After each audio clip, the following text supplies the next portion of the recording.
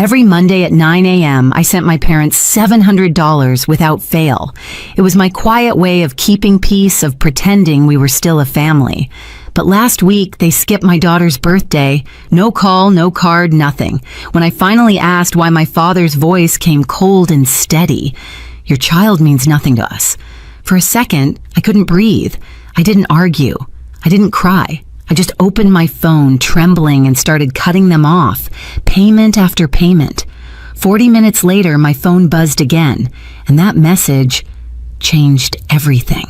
For 8 straight months, my Mondays began the same way: coffee scrubs, tired eyes, and a $700 transfer to my parents at exactly 9 a.m. It wasn't love. It was habit. Maybe guilt. Maybe hope that if I kept giving, they'd finally see me not as a mistake, not as the daughter who disappointed them, but as family again.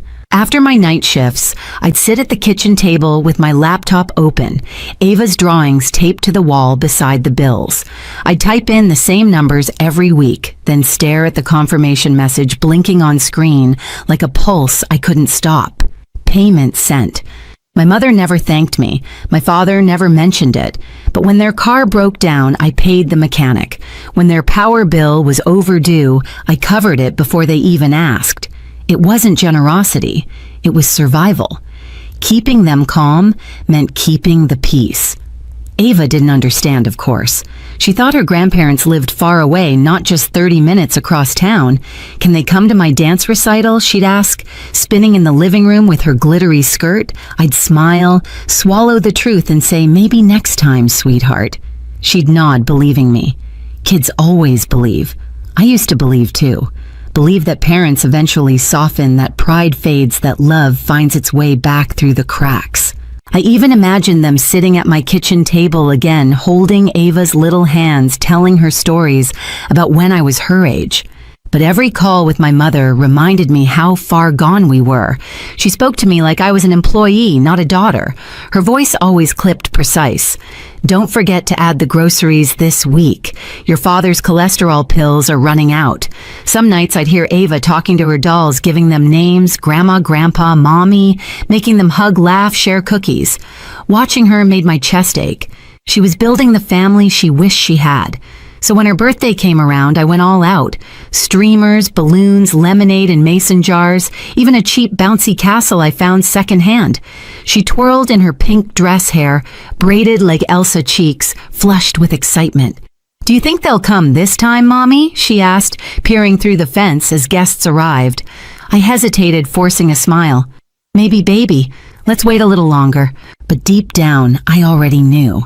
By 3 o'clock, the candles had melted into soft pink puddles and the lemonade was warm. The yard still smelled like sugar and sunscreen, but the laughter was fading. Ava kept glancing toward the front gate, her fingers sticky from frosting the hem of her dress, catching sunlight. Every few minutes, she'd ask the same question, softer each time.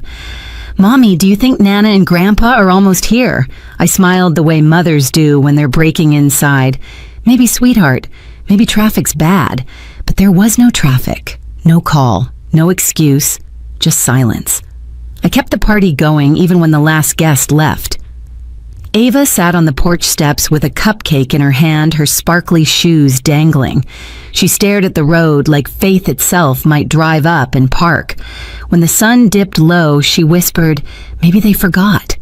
I knelt beside her, brushing hair from her face. "Maybe," I said, pretending not to feel my throat tighten. "But we still had fun, didn't we?" She nodded, tired now, her lashes heavy with sleep. That night, after tucking her in, I sat on the couch, scrolling through photos, her smiling with friends, balloons bobbing in the background. Every picture felt like proof that I'd tried. Then I saw it, Mom's text sent that morning. "Tell Ava happy birthday from us." That was it. No call, no visit, not even a period at the end of the sentence. I stared at the screen for a long time, then I called. I don't even know why. Maybe I wanted an explanation. Maybe a lie that sounded like love. Dad answered. His voice was sharp, annoyed, like I'd interrupted something. "What is it, Penelope?" "Why didn't you come today?" I asked. A pause. A sigh, heavy with contempt. "We didn't feel like it." "Dad," I said quietly, "Ava was waiting for you. She made a card. Another pause. Then the sentence that split my world clean in half, "Your child means nothing to us." For a moment, all I heard was the low hum of the refrigerator and the blood pounding in my ears. My body went cold before my mind caught up. "What did you just say?" He didn't repeat it. He just hung up. I sat there with the phone still pressed to my ear, staring at the blank wall across the room. Not crying, not shouting, just frozen. Ava's drawings fluttered on the fridge behind me, little crayon hearts and stick figures, smiling in a world that didn't exist. My hands started to shake. I turned the phone over, set it on the counter, and whispered to no one, "Okay." The quiet felt heavier than grief. I walked to Ava's room. She was asleep. Her hair tangled her cheeks, still pink from the day. I knelt beside her and kissed her forehead. "You're everything," I whispered, "even if they can't see it." Back in the kitchen, I looked at the clock. 9:07 p.m. The same time I usually checked the week's payments.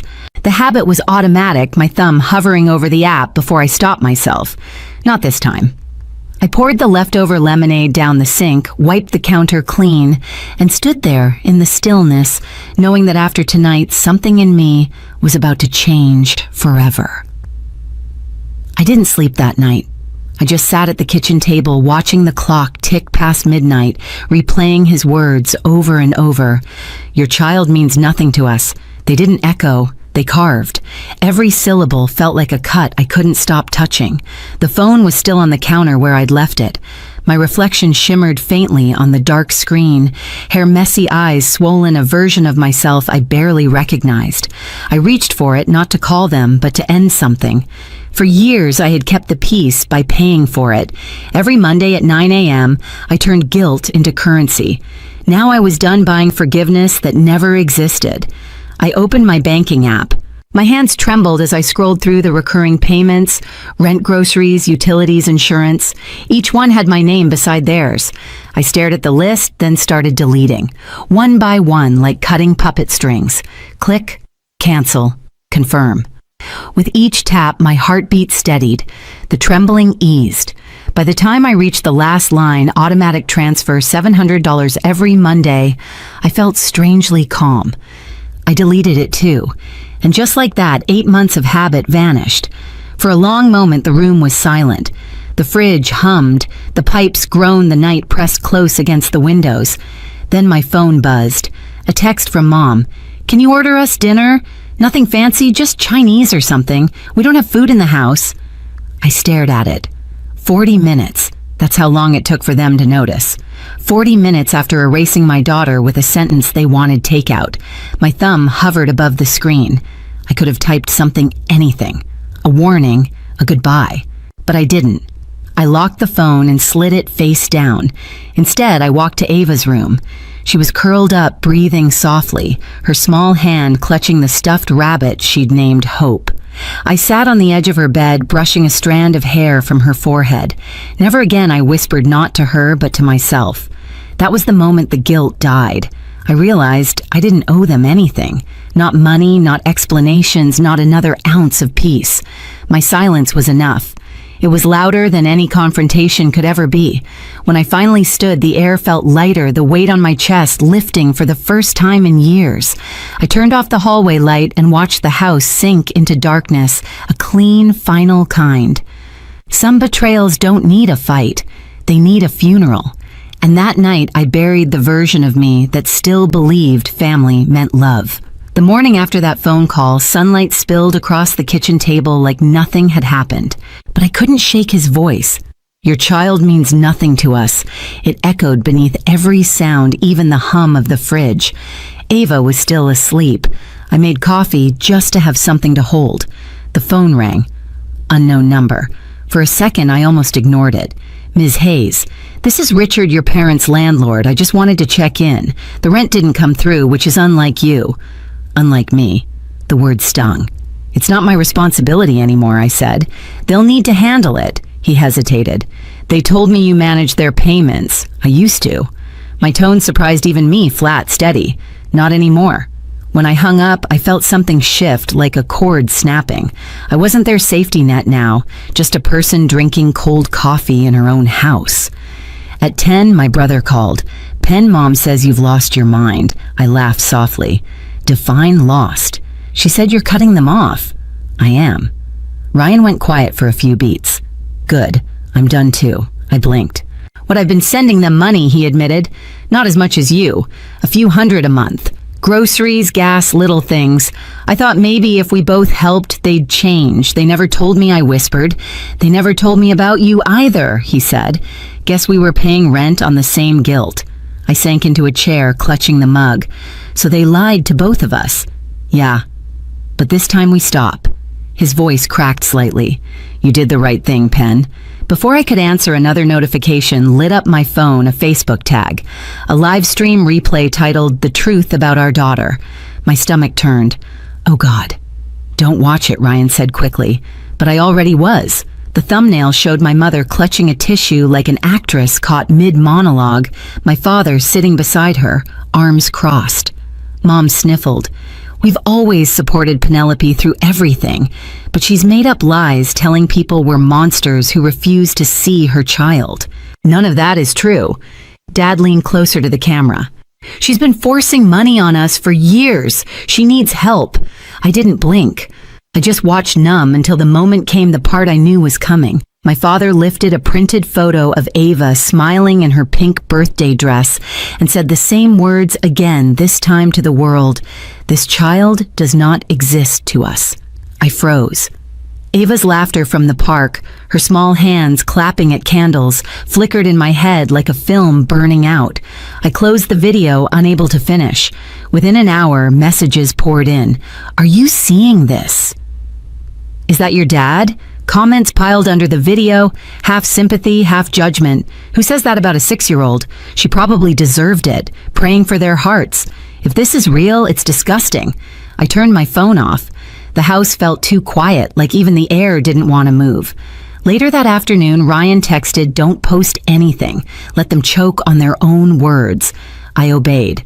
Silence. I was learning could be louder than rage.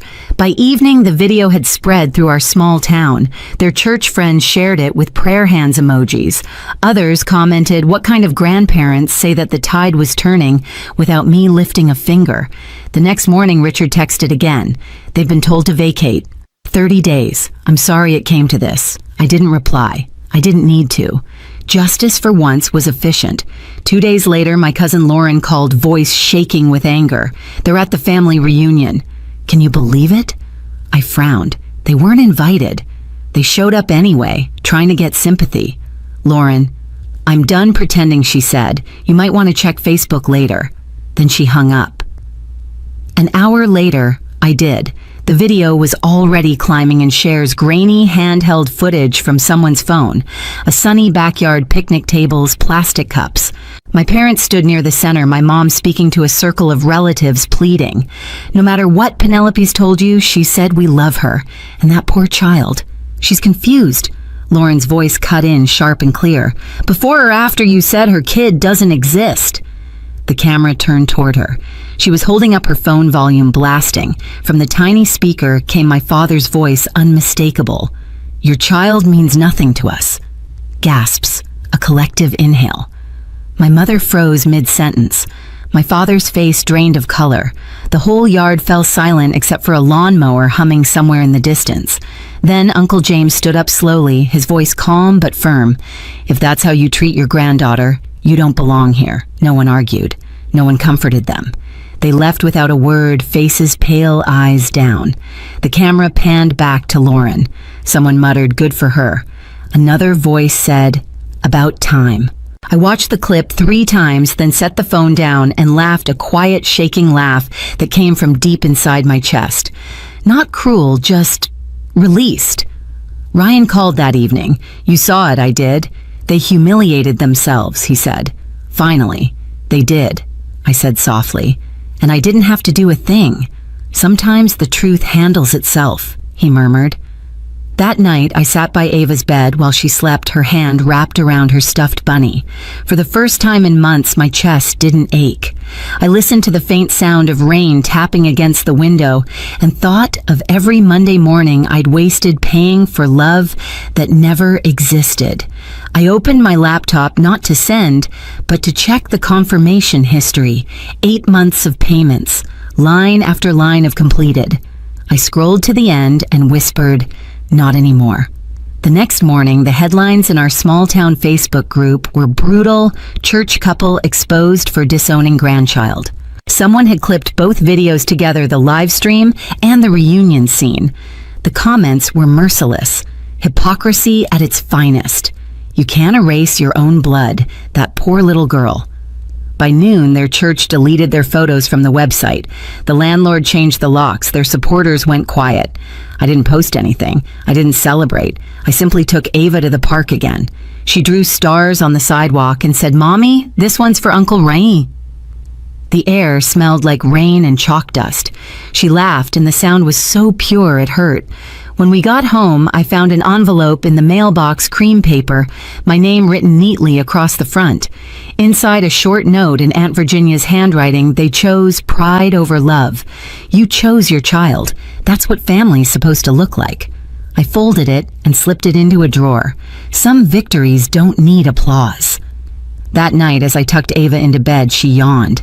"Mommy, can Nana and Grandpa come next year?" I hesitated. "No, baby, they won't be coming anymore." She nodded, thoughtful. "That's okay. We can invite Uncle Ryan instead." I smiled, brushing hair from her cheek. "Yeah, sweetheart, that sounds perfect." When I turned off the light, the room was quiet, but this time it wasn't empty. It was peaceful, earned. The following week, everything felt quieter, like the world had finally exhaled. The endless pings, the messages, the noise, it all faded into a dull hum. My parents had vanished from social media, their profiles wiped clean. Their church released a short statement about family healing, but everyone knew what it meant. I didn't feel victorious. I felt free. The kind of freedom that doesn't rush, that just sits beside you in the morning sunlight and lets you breathe. Ava was humming at the breakfast table, spreading jelly on toast, oblivious to the storm that had finally passed. Ryan stopped by that weekend with groceries and a grin that reached his eyes. "You look lighter," he said. "Maybe I am," I replied. We drove to Aunt Virginia's for Sunday lunch, lemon pie cooling on the counter, sunlight pouring through lace curtains. She hugged Ava first, then me. "Peace looks good on you, Penelope," she said. Over lunch, she talked about boundaries, about how love without respect isn't love at all. I listened, really listened, and for the first time, I believed it. Later, while Ava colored at the table, Aunt Virginia slipped an envelope into my hand. "For when you forget why you stopped." Inside was a single line: "Kindness with boundaries is strength."